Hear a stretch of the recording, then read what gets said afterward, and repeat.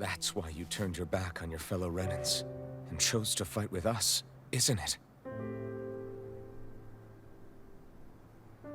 And while we've all been fighting to keep on living, you have been with us fighting desperately to die.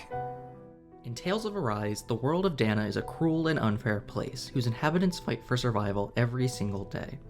In a world like Dana, to find someone who fights in order to die rather than to live is truly abnormal. Who would so desperately want their life to end? What could possibly drive them to that breaking point? For Shionne Imaris, that reason is an all-consuming loneliness. A life of solitude.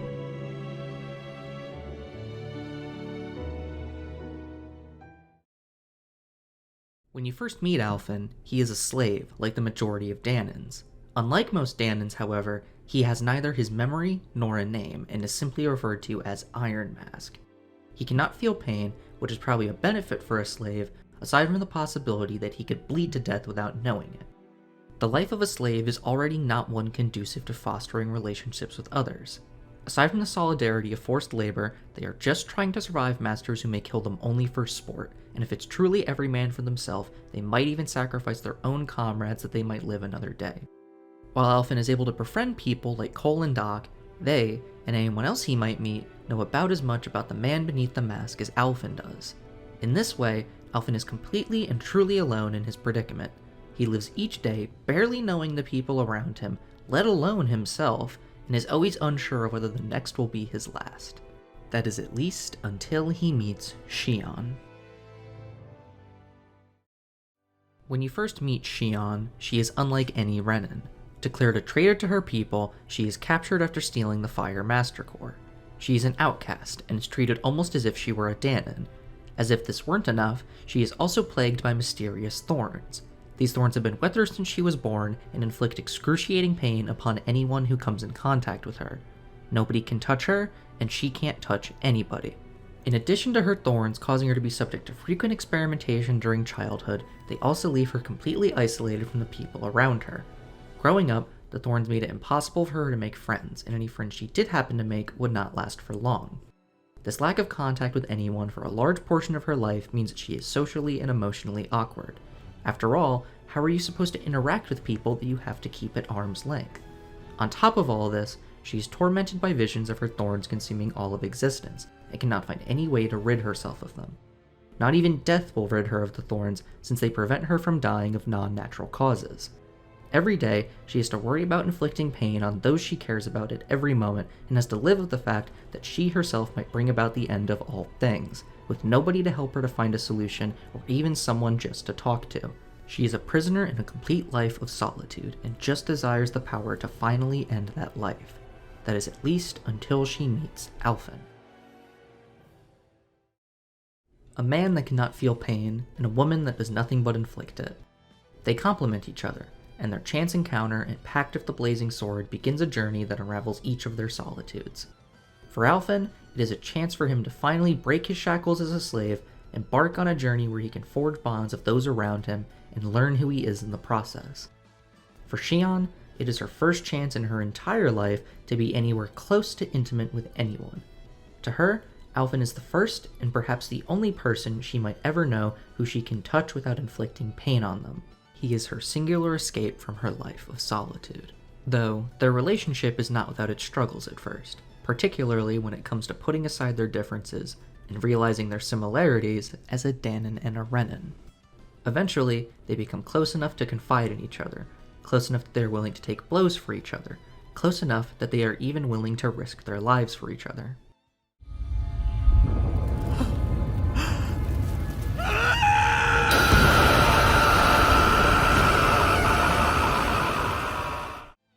If they had never met each other, neither Alphen nor Shionne would ever have seen as much of the world as they do. They would have never met people like Rinwell, Law, Kisara, and Dohalim, like Zephyr or Miguel. They learn and grow from the time they spend with these people. All of these friends and allies they surround themselves with, all of these chances to grow as individuals that they have been afforded are because of each other. The complete dismantling of both of their loneliness, their solitude, is because of each other. But what are they supposed to do when the only thing keeping this arrangement ends?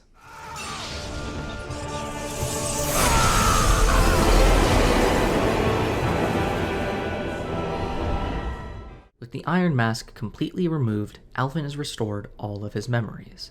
Memories that the mask specifically had him forget because they are memories that haunt him. Memories of becoming a sovereign and of his failure centuries ago. Not only does the removal of the mask restore his memory, but it also means that he can once again feel pain. It means that the person that he cares most about will now do nothing but hurt him. For Shionne, this means that she will do nothing but inflict pain upon the person that she cares most about. In an instant of shattering iron, they are left miles apart from each other.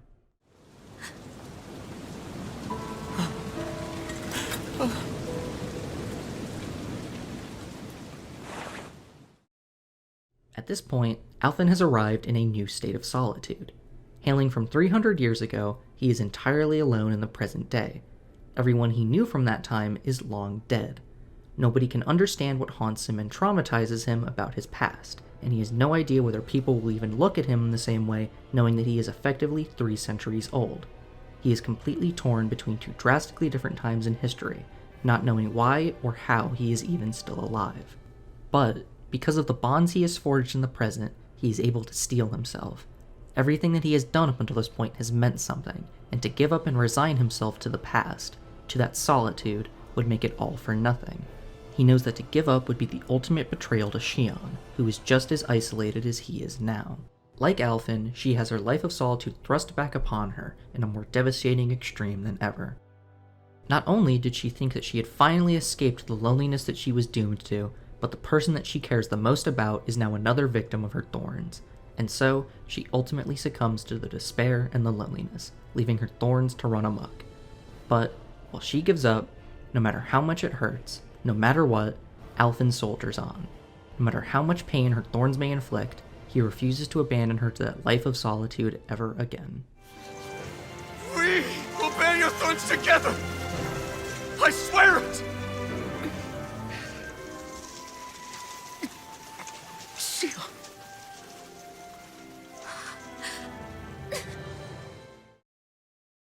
Part of the reason why Alphen and Shionne are so compelling is because of how easy it is to sympathize with their struggle. To be completely alone is a terrible disease that can affect anyone at some point during their life. Whether that's moving to a new town or the death of someone close to you, feeling utterly alone is a painful way to live. Everyone needs someone, anyone that they can turn to. Somebody that they can rely upon, somebody that they can love, somebody who can support them during their lowest moments. There is only so much that somebody can do alone. So what are you supposed to make of someone that revels in a life of solitude? Who could ever want to be alone?